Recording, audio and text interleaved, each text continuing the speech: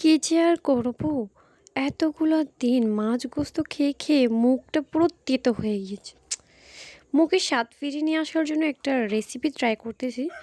তো ভাবলাম তোমাদের সাথেও সেটা শেয়ার করে ফেলি। তোমরাও তোমাদের মুখের স্বাদটা ফিরিয়ে নিয়ে আসো। মাছ গোস্ত খেয়ে, খেয়ে পুরো মুখটাই তেতো হয়ে গেল। তো হ্যালো গাইস, আসসালামু আলাইকুম। Welcome to my daily blog বা welcome to my new channel. তো আজকে হচ্ছে তোমাদের সাথে শেয়ার করব পুঁই শাকের এই রেসিপিটা। তো প্রথমে একটা কড়াইতে আদা রসুন পেঁয়াজকে একটু ভাজা ভাজা করে নিলাম। এরপর অল্প পরিমাণে পানি দিয়ে পরিমাণ মতন মানে 2 চামচের মতন হলুদের গুঁড়া, 2 চামচের মতন মরিচের গুঁড়া আর লবণ দিয়েছি পরিমাণ মতন। এরপর এই মশলাটাকে একটু কষিয়ে এরপর হচ্ছে আমি শুটকি দিয়েছি। এটা হচ্ছে চাপা শুটকি আর কি। চাপা শুটকিটা একটু কয়েক মিনিট হচ্ছে জাল করে এখন হচ্ছে এখানে পুঁই শাক দিয়েছি।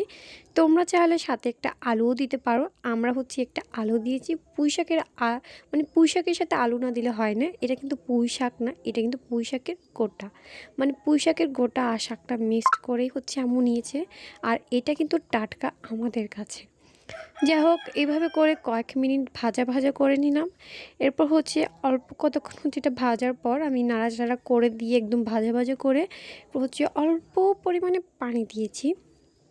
এখন এইভাবে করে পানিটা দিয়ে এটাকে আমি জাল করে এরপর হচ্ছে 4-5টা কাঁচামরিচ কুচি দিয়ে এইভাবে করে আমি এটাকে একদম নামিয়ে নেব, মানে হয়ে যাবে আর কি। কয়েক মিনিট পর দেখতেই পাবো এটা খেতে মানে দুর্দান্ত হয়। তো দেখতেই পেলে আমি ডেকোরেশন করে ফেললাম। তোমাদের কাছে এটা কেমন লাগে, মানে এই রেসিপিটা তোমাদের কাছে কেমন লাগে মাছলি বলে যাবে। আমার ফেভারিট শাক পুঁই শাক।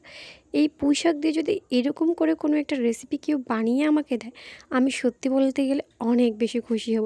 তো আজকের মতন এখানেই। সবাই ভালো থাকবেন, সুস্থ থাকবেন। খোদা হাফেজ।